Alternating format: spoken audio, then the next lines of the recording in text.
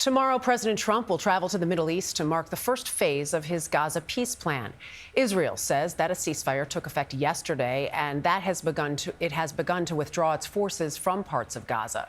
That move kicked off the 72-hour countdown for Hamas to release the 20 hostages believed to be alive that it captured during its October 7th attack 2 years ago.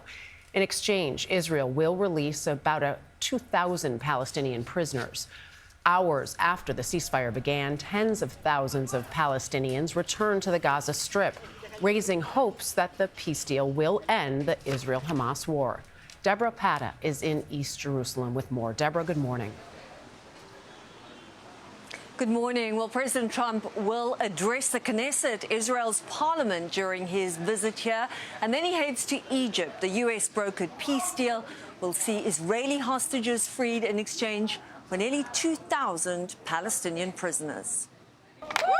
For all the Israelis who campaigned tirelessly for the hostages to come home, President Trump is something of a hero.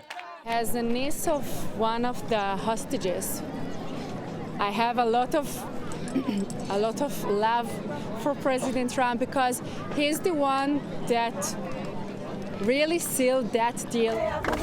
Now, they'd like to show their gratitude in person as Israel prepares for the first presidential visit of his second term in office. He saved us from all this situation. We want to thank him very, very much. President Trump arrives on Monday, which is also the deadline for Hamas to return all 48 hostages. 2 years of war has deeply divided Israelis. Many believe their government prioritized revenge over rescuing hostages. But they all agree on one thing. It is President Trump who got this deal over the line. Right up until the final hours before the ceasefire came into effect on Friday, Israel continued its bombardment of Gaza. But as soon as the guns went silent and Israeli troops withdrew to an agreed-upon line within the territory, tens of thousands of Palestinians began the journey home. Almost the entire population of Gaza has been repeatedly displaced over the past 2 years. They desperately hope to reclaim something of their life before the war. I heard my home was destroyed, said Rami Hamda, but I'm hoping I might be able to salvage some of my belongings.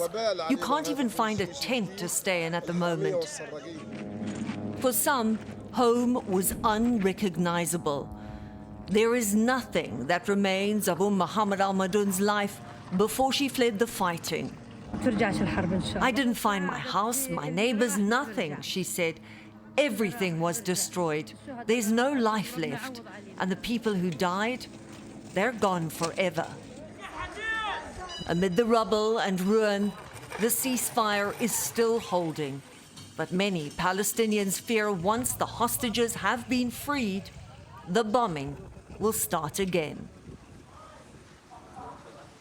The United Nations plans to scale up the delivery of aid over the first 60 days of the ceasefire, flooding it with food, water, sanitation, medical supplies and makeshift shelters. It says the entire population of Gaza needs some form of food aid. Michelle? Deborah, thank you for your reporting.